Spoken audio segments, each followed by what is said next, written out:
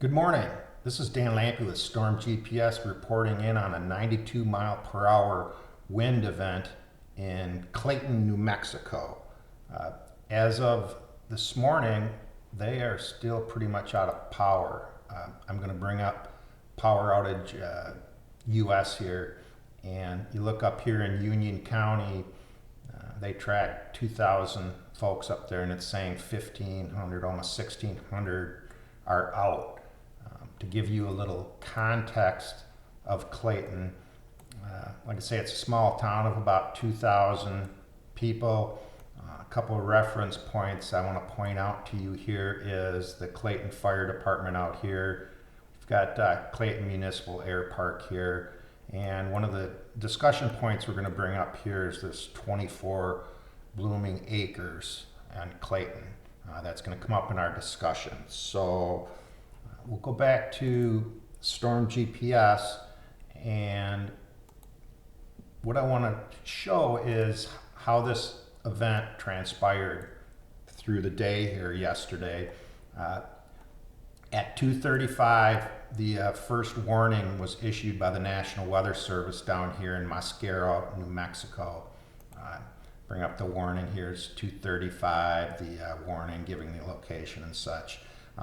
What Storm GPS does is we draw a corridor out 60 miles and provide ETAs for each warning from the National Weather Service. So here's all the ETAs that we brought up for that initial warning. But point being here, first warning was issued at 2:35.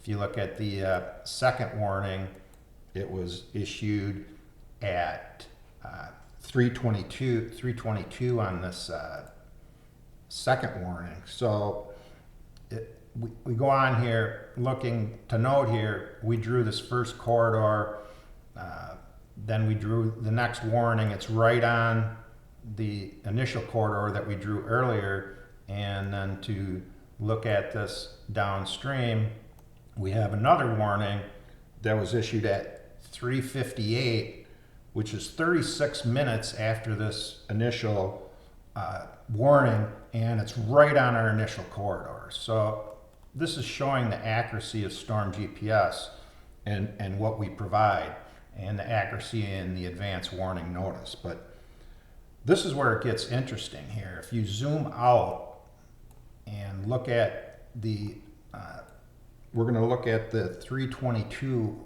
warning and the ETAs that we provided. We're showing that we were showing that this was going to arrive into Blooming Acres, Clayton, New Mexico at 4:23. So, you know, you do the math on that. We drew this corridor at 3:22, and we've got an ETA of this at 4:23, which is 1 hour and 1 minute later. So, I mean, that's showing the advance warning again to show this coming up into this area. Go back to our Bing maps. So that's this area right here. Zoom into Blooming Acres, right into it. Looks like a little farm area there or whatever. But this is where it even gets more interesting in that if you look at, we're going to look at these, again, the wind warning and the reports that came in. We have right here a 94 mile per hour wind gust at 4:22. We have another one over here right in Clayton. I think they're saying unknown wind speed over here, but they're saying they've got 3 power poles that were down. And they've been on a power outage for 15 hours at the point that this was put out. So we've got this very strong storm that obviously came through here. They're still out of power this morning. But one of the things I want to point out here is, you know, we're tracking the storm severity here, and each one of these dots is while the actual warning was still in effect. So we look at the initial warning, we see these values here coming in. It was showing definitely some wind coming in. We had some hail coming in.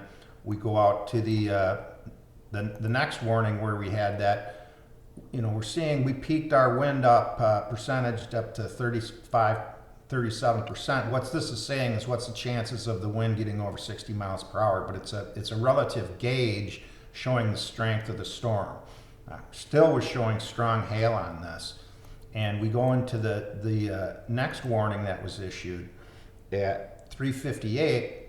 We show that this storm is basically ramping back up again. But this is where it gets real interesting, is that the National Weather Service dropped the warning at 4:12. So there was no warning really in effect as this was coming into Clayton.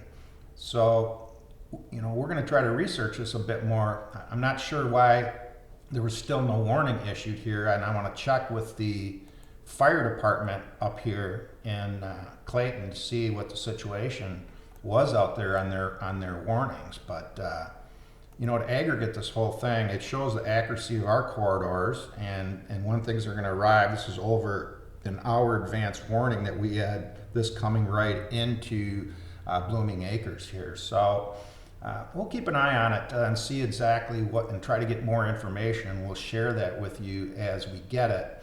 But bottom line is we had some 92 mile per hour winds that came through here, snapped poles off in Clayton. They're still without power this morning. So that's the update from Storm GPS. This is Dan Lampe, and we will stay in touch.